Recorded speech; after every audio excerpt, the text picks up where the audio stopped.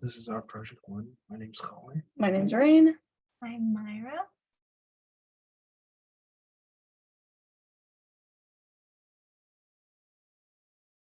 Okay, so we're using the real world context strategy.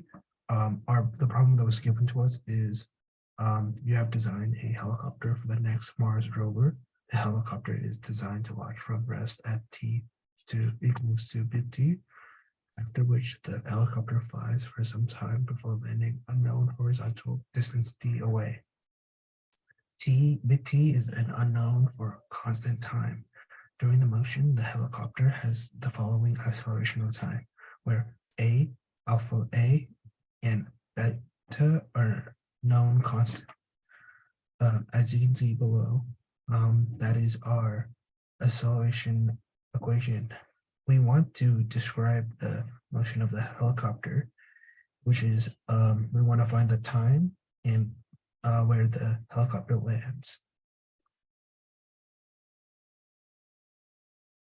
Understand the problems. The known values are, which is the distance that the helicopter traveled in the x direction. Alpha and beta are known constants, accelerations as a function of time. The helicopter launches from rest at t and to negative big T. Unknown values is big T, and it is a constant of time. Velocity as a function of time, and position as a function of time.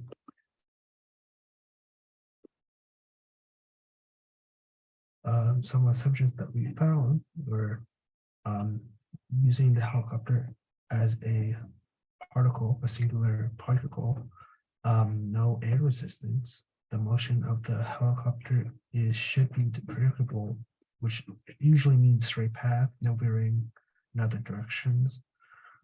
For graphs or deciding on where we should plot, we're using a XY plane. We're using gravity that is different from Earth, so like 3 miles per second squared. We don't account for mass, and we don't account for atmospheric changes.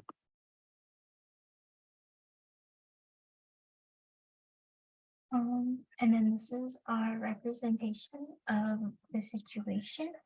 So our position graph would be a parabola downwards, and then our velocity would be a linear line going straight down, and our acceleration would be a negative constant. And we found this by looking at our acceleration function that was given to us. Okay, for calculations, the symbols that are representing this equation, first is acceleration, which is the derivative of velocity, and velocity is the derivative of position, so we integrate those to find them. Capital T is the total time that the helicopter spent in the air. V sub ix is the initial velocity in the x direction. V sub iy is the initial velocity in the y direction. Alpha and beta are known constants. E is the distance traveled in the y direction. Those three are given to us in the equation.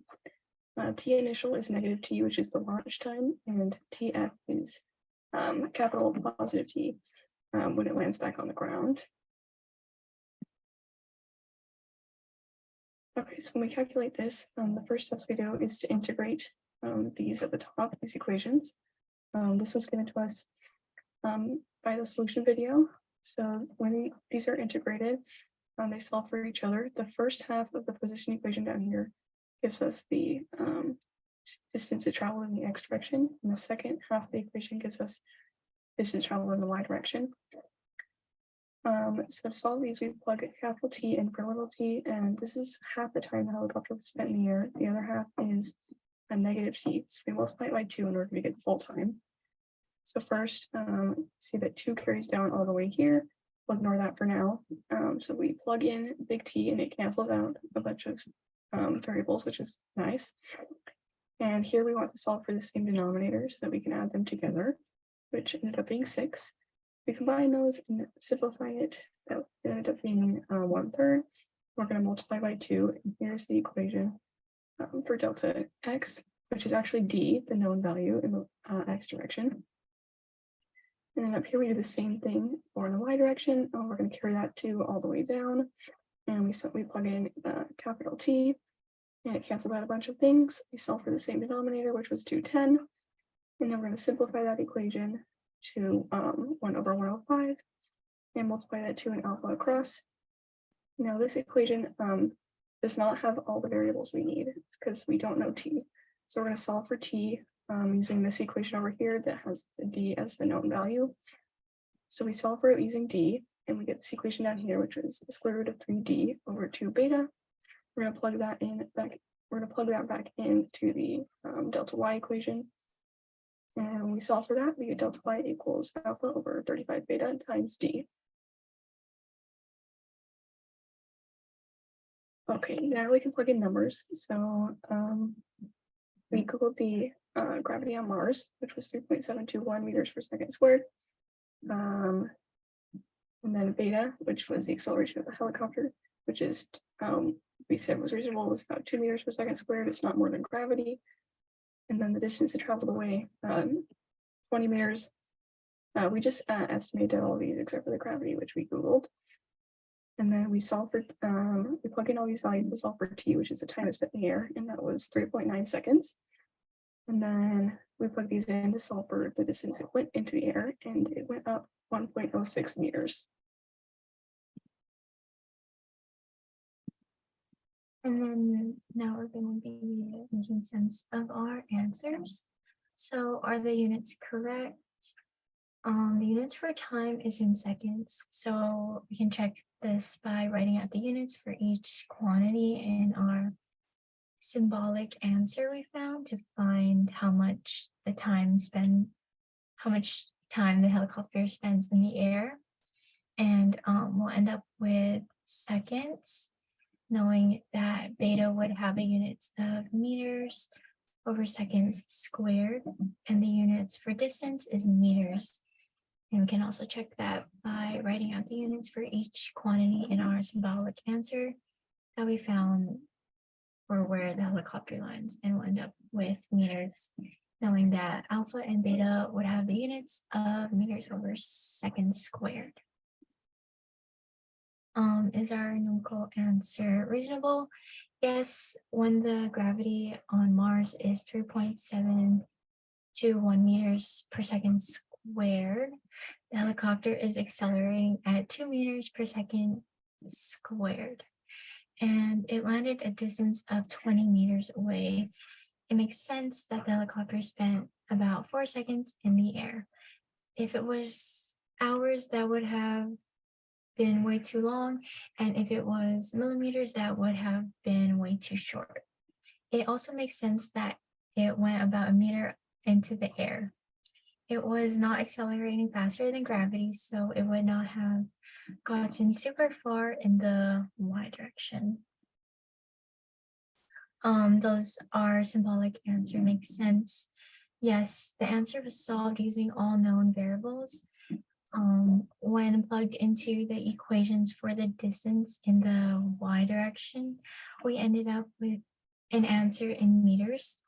This, with the distance in the x direction that is already given to us, will show where the helicopter landed. We also solved for the time the helicopter spent in the air using the equation that gave us the distance in the x direction.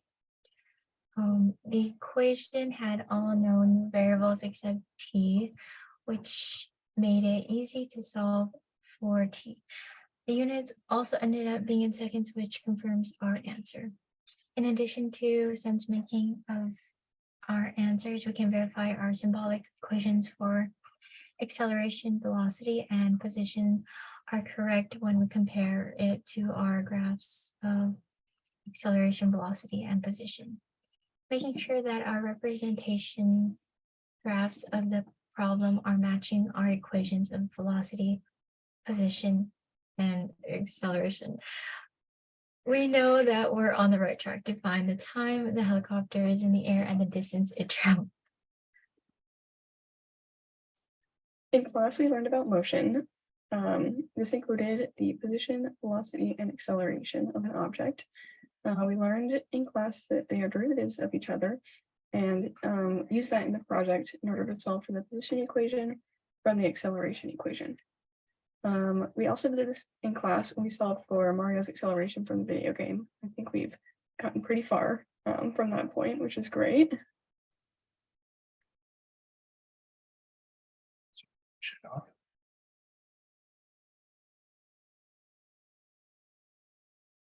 So thank you everyone for listening to us today. This was project number 1.